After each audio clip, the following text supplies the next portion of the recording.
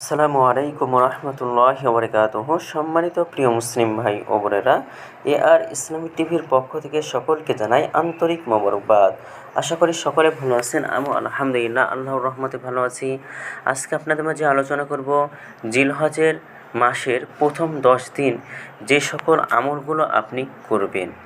তো ইসলামের গুরুত্বপূর্ণ বিধান এবং পঞ্চম স্তম্ভের অন্যতম হজ পালনের মাস হলো জিলহজ মাস।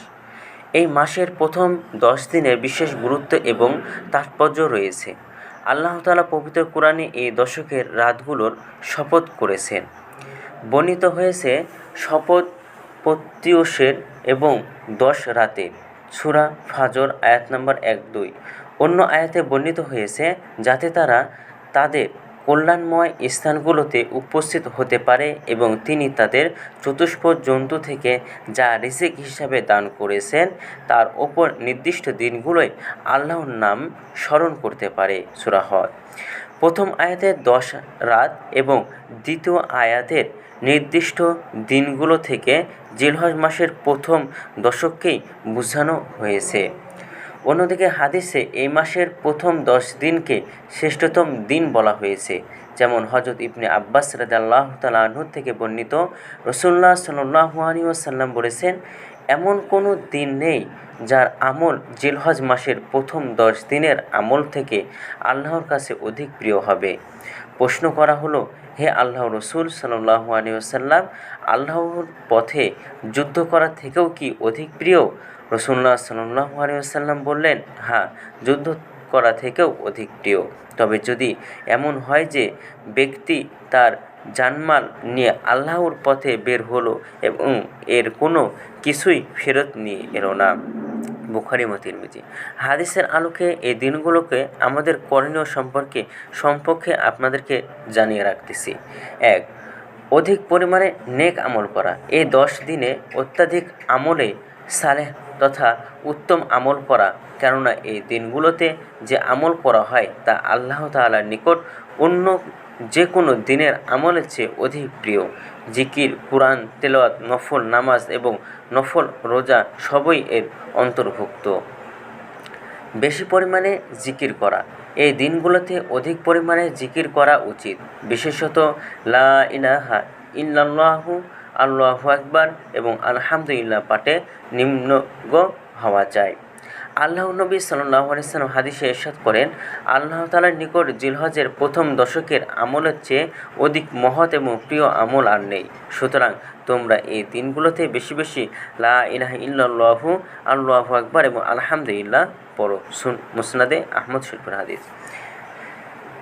নখ, চুল এবং পশম ইত্যাদি কাটা।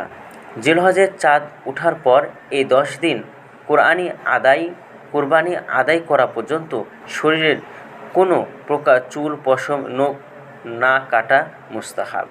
এই বিষয়ে বর্ণিত সকল হাদিস এবং সাহাবায়ে কেরাম এবং তাবেঈদের আমল থেকে প্রতীয়মান হয় যে যারা কুরবানি করবেন এবং যারা সামর্থ্যের অভাবে কুরবানি করবেন না, সবাই জন্য এই আমল করা উত্তম।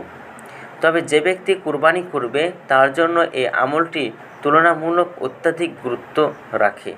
আল্লাহর নবী সাল্লাল্লাহু আলাইহি সাল্লাম বলেন, যখন তোমরা জিলহজের চাঁদ দেখতে পাও এবং তোমাদের কেউ কুরবানি করতে চায়, সে যেন তার চুল এবং নখ কাটা থেকে বিরত থাকে। মুসলিম শরীফের হাদিস। অন্য হাদিসে এসেছে, রাসূলুল্লাহ সাল্লাল্লাহু আলাইহি সাল্লাম এক ব্যক্তিকে বললেন, আমাকে কুরবানির দিন ঈদ পালনের আদেশ করা হয়েছে যা আল্লাহ এবং এ উম্মতের জন্য নির্ধারিত করেছেন। লোকটি বলল, হে আল্লাহর রাসূল, যদি আমার কাছে শুধু একটি মানিহা থাকে, অর্থাৎ অন্যের থেকে নেওয়া যুদ্ধ দানকারী উটনী থাকে, আমি কি তা দিয়ে কুরবানি করব? নবী করিম সাল্লাল্লাহু আলাইহি সাল্লাম বললেন, না, তবে তুমি নখ, চুল এবং মোষ কাটবে এবং নাভির নিচের পশম পরিষ্কার করবে। এটাই আল্লাহর দরবারে তোমার পূর্ণ কুরবানি বলে গণ্য হবে। সহিহ ইবনে হিব্বান। এমনকি সাহাবায়ে কেরাম এবং তাবেঈনরাও এই দিনগুলোতে শিশুদের চুল, নখ কাটা অপছন্দ করতেন। আব্দুল্লাহ ইবনে ওমর রাদিয়াল্লাহু তাআলা আনহু এক নারীর পাশ দিয়ে অতিক্রম করছিলেন। এই নারী জিলহজের 10কে ছেলের চুল কেটে দিচ্ছিলেন। তখন তিনি বললেন, হে সে যদি কুরবানির দিন পর্যন্ত অপেক্ষা করত অনেক ভালো হইতো। প্রথম দিন থেকে নবম দিনের রোজা সম্পর্কে এখন আলোচনা করব।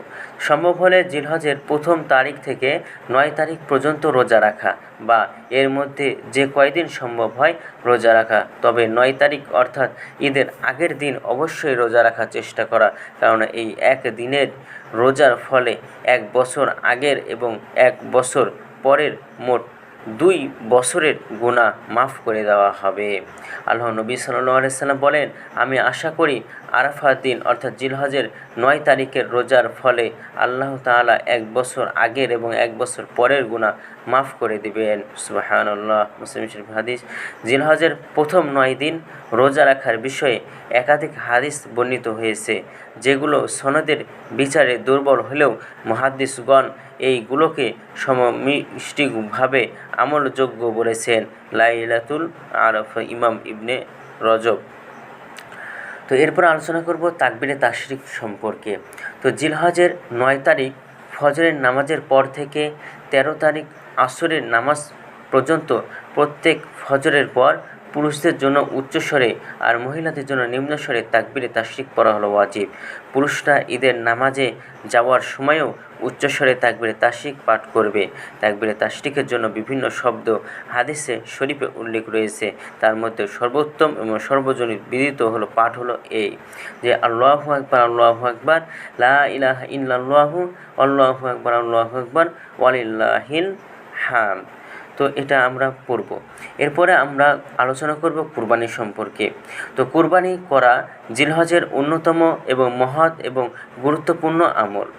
আল্লাহ রাসূল সাল্লাল্লাহু আলাইহি সাল্লাম বলেছেন, যে ব্যক্তি কুরবানি করার সামর্থ্য আছে কিন্তু কুরবানি করে না, সে যেন আমাদের ঈদগাহে উপস্থিত না হয়। মুসনাদ থেকে হাকিম। তো আমাদের ভিডিওটি আজকে পর্যন্তই ছিল। ভিডিওটি যদি আপনাদের ভালো লাগে তাহলে কিন্তু অবশ্যই চ্যানেলটি সাবস্ক্রাইব করে পাশে থাকবেন। ধন্যবাদ সকলকে।